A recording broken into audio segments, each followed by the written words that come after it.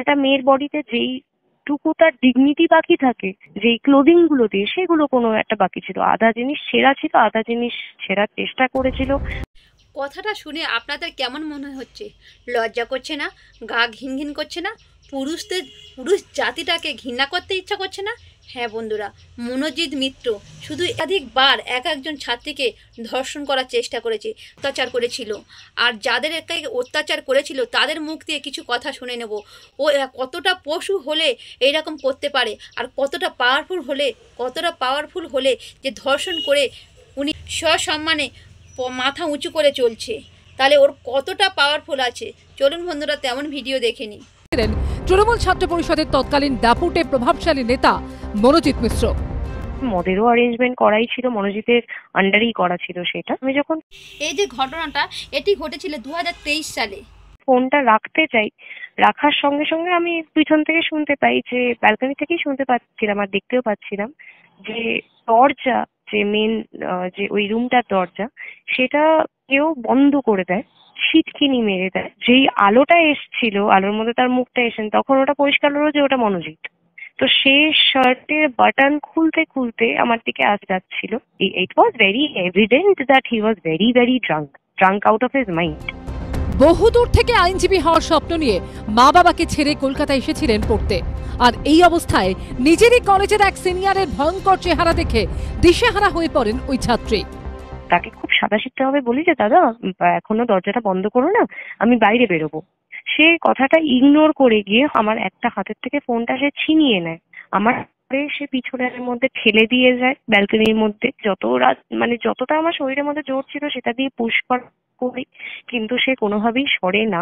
সে গলার মধ্যে কামড়াতে শুরু করে। সে আমার বডির উপরে কয়েকটা কমেন্ট করতে করতে, খুব অশ্লীল টাইপের কমেন্ট করতে করতে, তিনি বুকের মধ্যে হাত দিয়ে আমার ইনারওয়েরটা ছিঁড়ে দেন। প্রাণপণে নিজের সম্ভ্রম বাঁচানোর চেষ্টা করে যান ওই ছাত্রী, কিন্তু মনোজিৎ তো তখন সবকিছুর ঊর্ধ্বে। প্রভাবশালীদের মদতে প্রশ্রয়ে তার দাপট তখন তুঙ্গে। সেই মুহূর্তে তিনি আমার বাবার নামটা আমাকে বলেন, যে আমাকে এটাও বলা হয় যে তোর বোন কোন স্কুলে পড়ছে, আমাকে এটাও বলা হয় যে আমার বোনকে সে স্কুলের থেকে তুলে নিয়ে যাবে, সে 2 মিনিট লাগবে না আমার বাবা মার আতাপাতা মিটিয়ে দিতে, আমাকে 2 মিনিট লাগবে না তার অনাথ করে দিতে। তারপরেই সে আমাকে বলেছে, যদি এটা না চাস, যে এইগুলো আমি না করি, তাহলে আমি যেভাবে তোকে ছুঁচ্ছি সেভাবে আমাকে ছুঁতে দে। 30-35 সেকেন্ডের জন্য আমার তখন হুঁশ ছিল না। আমার এতেই বোঝা যাচ্ছে চূড়ান্তভাবে মেয়েটিকে ব্ল্যাকমেল করে ধর্ষণ করার চেষ্টা করেছিল। যদি 30-35 সেকেন্ডের থেকে বেশি জ্ঞান হারাতো, তাহলে আজকে নির্যাতিতা আমি হতাম। শেষমেশ সেই সময় দরজায় অন্য কেউ নক করায় সেই যাত্রায় রেহাই পেয়েছিলেন ওই তরুণী। সেই সময় মেয়েটির ভাগ্য অনেক ভালো ছিল, তাই যা হোক করে বেঁচে ফিরতে পেরেছে। নির্যাতিতা বলছেন, পিকনিক স্পটে পৌঁছে দুপুর 12:30 থেকে বিকাল 4টে পর্যন্ত চূড়ান্ত হারে মদ গিলেছিলেন। এই সময় নির্যাতিতা একটি ঘরের বারান্দায় তার বাবার সাথে ফোনে কথা বলতে যান, কিন্তু ফোন রাখার পর তো দূর, রীতিমতো তাকে মারধর পর্যন্ত করে মনোজিৎ। এরপর একে একে নোংরামি শুরু। তার পোশাক খোলার চেষ্টা করে সে। কি ঘটতে চলেছে সেটা বুঝতে পেরে বাধা দিতে চায় নির্যাতিতা, কিন্তু অপ্রকৃতস্থ অবস্থায় মনোজিতের শারীরিক শক্তির কাছে সে কিছু করে উঠতে পারেনি, হার মানতে। একটা ছেলের কাছে একটা মেয়ে কখনোই পারে না। যদি পারতো তাহলে আরজি করে ওই যে ডাক্তার দিদি বা অভয়াদি, উনি আজকে আমাদের মধ্যে বেঁচে থাকতেন। নির্যাতিতা জানান যে মনোজিৎ ওই দিন আকণ্ঠ গিলে কার্যত কোনো কথা শুনতে চায়নি। নির্যাতিতার অন্তর্বাস করে নিজের লালসা পূরণ করতে মেয়েটির শরীরে বিভিন্ন জায়গায় কামড় বসায়। আরও মেয়েটির সাথে কি কি ঘটনা ঘটেছিল চলুন শুনে নিই। মদ খাওয়া হচ্ছে, তারা নিচেই ছিল, বাকিরা যারা উপরে চলে আসি আমরা রুমের মধ্যে। তো মেয়েদের রুমের মধ্যে আমি থাকি। এবার অনেকজনই তখন চলে এসেছিল, ছেলে মেয়েরা সবাই এক রুমে বসে গান বাজনা হচ্ছে, তো ওখানে উনো ঠুনো খেলা হচ্ছে, তো নর্মাল একটা পরিবেশ। মনোজিৎ তখনও নিচে মদ খাচ্ছিল, তিনি চিনেছিলেনই না। হঠাৎ করে আমার বাবার একটা কল আসে, যেহেতু ওই রুমের মধ্যে এত শোর সারাবা হচ্ছিল, তো আমি যার জন্য কেওসটা অ্যাভয়েড করার জন্য আমি বাইরে বেরিয়ে আসি করিডোরের মধ্যে। করিডোরে এসে আমি দেখতে পাই যে অন্য যে রুমটা, যেটা ছেলেদের রুম প্রিভিয়াসলি ছিল, ওটা খালি ছিল পুরোপুরি। আর অন্ধকারও ঘনিয়ে এসেছিল, কেন কি ওই শীতের দিন, তো 5:30-6:45 মানেই হচ্ছে ঘটঘটে অন্ধকার। তো আমি ব্যালকনিতে গিয়ে, আর ওই রুমটার মধ্যেই, ছেলেদের রুমটার মধ্যেই একটা অ্যাটাচ বড় ব্যালকনি ছিল। তো ওই আমি ব্যালকনিতে গিয়ে বাবার সাথে কথা বলতে চাই। এবার 5-7 মিনিট আমি কথা বলার পরে যখন ফোনটা রাখি, আর টাইমটা নোট করবেন, আমি 5:30 পৌনে 6টা নাগাদ ওই রুমটায় যাই। আচ্ছা।